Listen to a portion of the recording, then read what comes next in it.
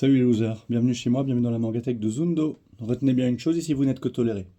Aujourd'hui, je vais vous présenter mes achats du 28 décembre 2024. Alors ça va aller relativement vite parce qu'il y a vraiment très peu de choses.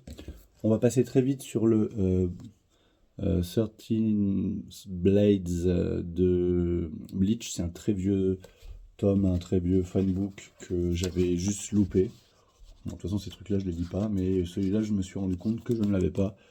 Donc, je l'ai pris.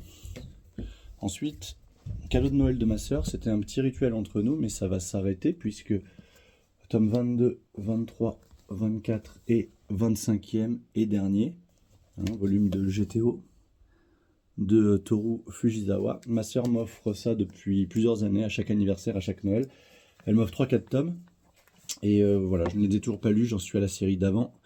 Shonen Junaegumi, mais j'ai du mal à avancer parce que c'est un peu vieillot, voilà, c'est compliqué. Moi, effectivement, je suis de la génération GTO, mais je n'avais pas lu les GTO alors que j'aurais pu.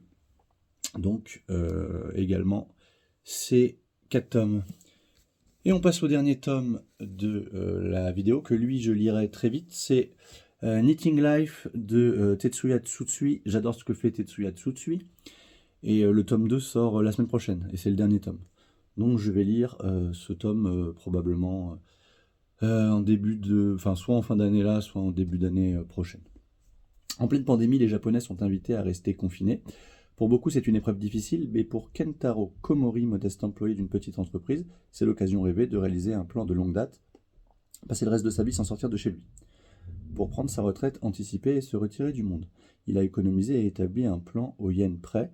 Après 20 ans de travail comme représentant commercial, Kentaro est épuisé et ne se voit plus que comme un simple rouage d'un système sans pitié. Au fond, ne serait-il pas plus heureux seul à la maison? En vrai, NEET, sans emploi, études, ni formation, et surtout sans compte à rendre à quiconque. Il transforme son studio modeste en cocon ultime.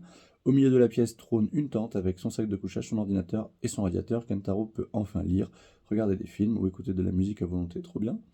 Mieux, il invente un véritable art de vivre après un calcul précis des lessives nécessaires, la préparation de la playlist idéale, l'aménagement d'un coin de livraison accessible depuis sa fenêtre, le voilà calé, pour au moins 2 décennies de tranquillité. C'est du moins ce qu'il s'imagine, jusqu'à ce qu'un inconnu tente de s'introduire chez lui. La réclusion remède au burn-out, le maître du thriller Tetsuya Tsutsui, Prophétie, Poison City entre autres, tacle une nouvelle fois la société moderne sous un angle décalé, mais toujours avec beaucoup de justesse. À une époque où tout est à portée de clic, c'est si simple de devenir un ermite, mais peut-on vraiment échapper aux dangers du monde extérieur? Voilà. Et voilà.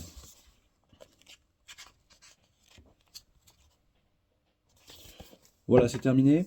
Aux dernières nouvelles, nous étions 394, je crois, donc encore 6 abonnés.